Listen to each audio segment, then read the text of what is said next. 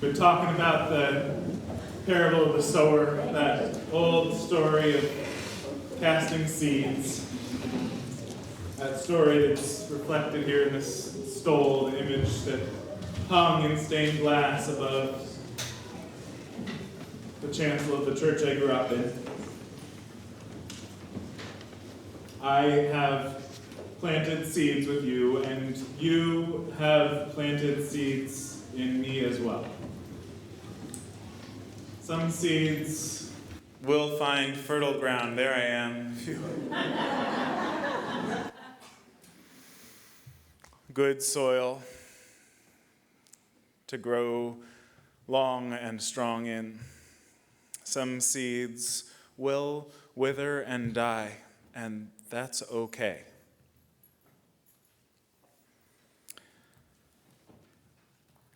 I know some of you took that seed I planted when I was first really getting into Ted Lasso and went on that journey with me.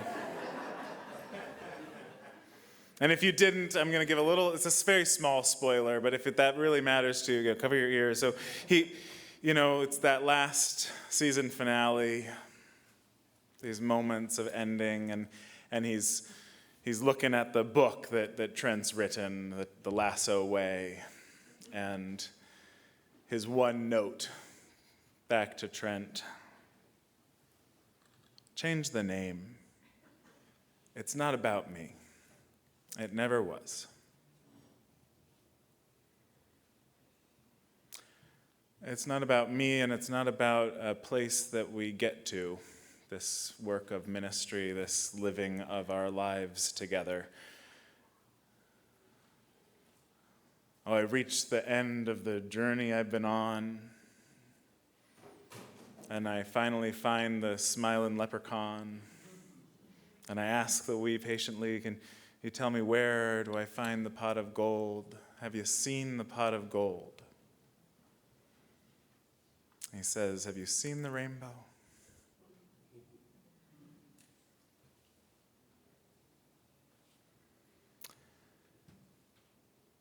I know as I take my leave that it is not all joy and rainbows, that the world is, as we've been talking about, an imperfect place full of tragedy, that the fears and dangers that moved Norbert Čapek to begin this tradition of flower communion, these fears, they remain. These assaults on humanity, these dangerous times remain.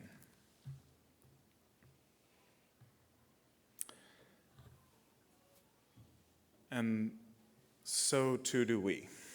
In the face of a war that we know could be the harbinger of much worse to come, we know that Unitarian Universalist community, that spiritual communities of all kinds who celebrate the diversity of human life and the possibility of a peace in our world wrought not by sameness but by difference.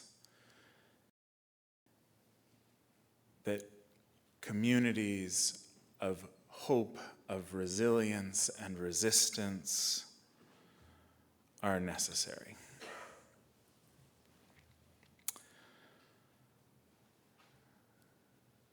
It's a poem I've shared with you before. It's a favorite poem of mine from our local sage, Gary Snyder, from Turtle Island.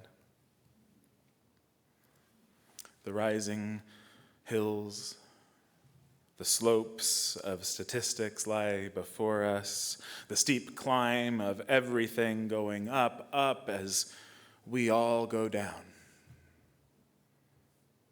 In the next century, or the one beyond that, they say, our valleys, pastures, we can meet there in peace if we make it.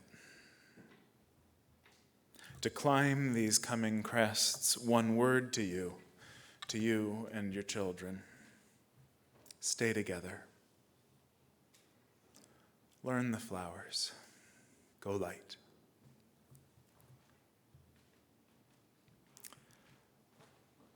Ralph Waldo Emerson, our great sage, said once, "The earth laughs in flowers."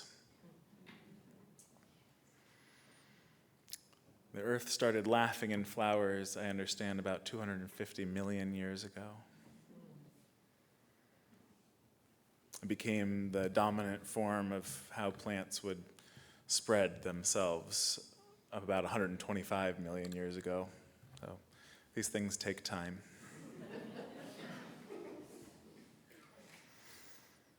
Their fragility and temporality, their ephemeral scent, their beauty.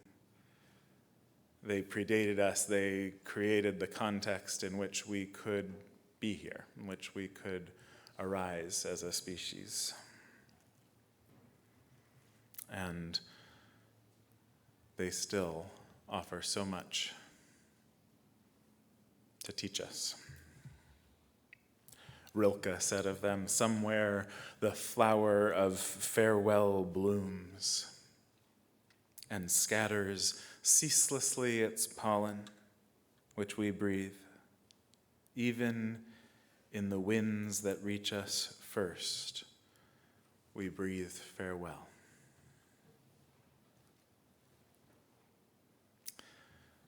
The seeds of transformation and of stuckness do arrive at once, and the seeds of hope and possibility and of grief and ending also arrive together.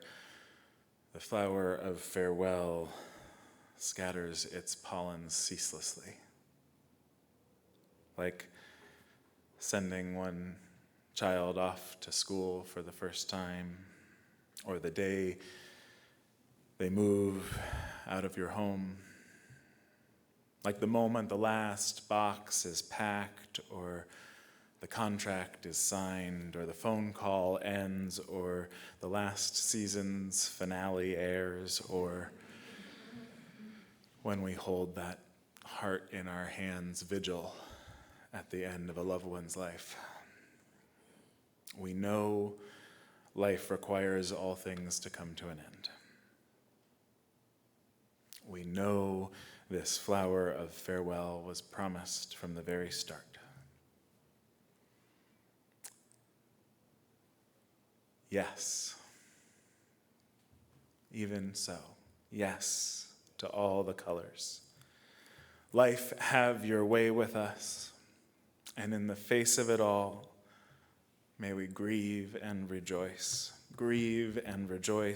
that we may go light with whomever our companions are destined to be. Grieve and rejoice, and you will always be ready to greet with gratitude the next flower blooming to companion you on your rainbow journey.